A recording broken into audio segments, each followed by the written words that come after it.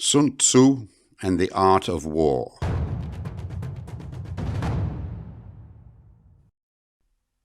Chapter 2. Waging War. Sun Tzu said, "In the operations of war, where there are in the field 1,000 swift chariots, as many heavy chariots, and 100,000 mail-clad soldiers, with provisions enough to carry them 1,000 li, the expenditure at home and at the front, including entertainment of guests, small items such as glue and paint, and some spent on chariots and armour, will reach the total of 1,000 ounces of silver per day. Such is the cost of raising an army of 100,000 men. When you engage in actual fighting, if victory is long in coming, then men's weapons will grow dull, and their ardour will be damped. If you lay siege to a town, you will exhaust your strength. Again, if the campaign is protracted, the resources of the state will not be equal to the strain. Now, when your weapons are dulled, your ardour damped, your strength exhausted, and your treasure spent, other chieftains will spring up to take advantage of your extremity.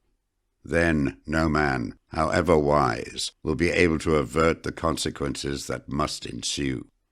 Thus, though we have heard of stupid haste in war, cleverness has never been seen associated with long delays. There is no instance of a country having benefited from prolonged war.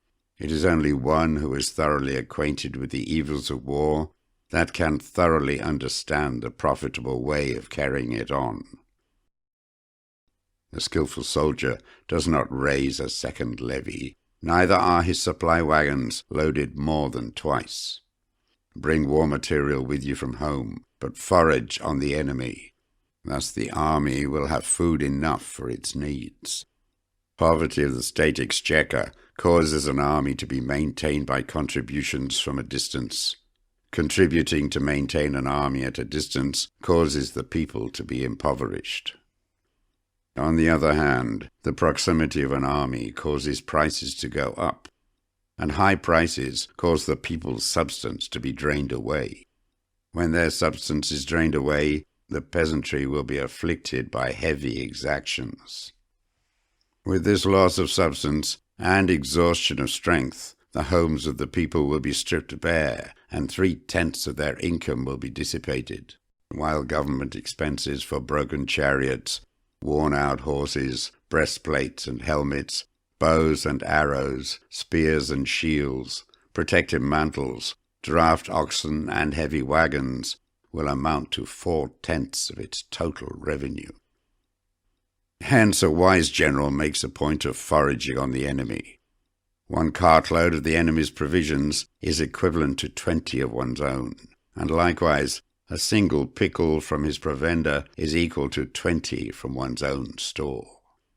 Now, in order to kill the enemy, our men must be roused to anger. That there may be advantage from defeating the enemy, they must have their rewards. Therefore, in chariot fighting, when 10 or more chariots have been taken, those should be rewarded who took the first. Our own flags should be substituted for those of the enemy, and the chariots mingled and used in conjunction with our own. The captured soldiers should be kindly treated and kept. This is called using the conquered foe to augment one's own strength.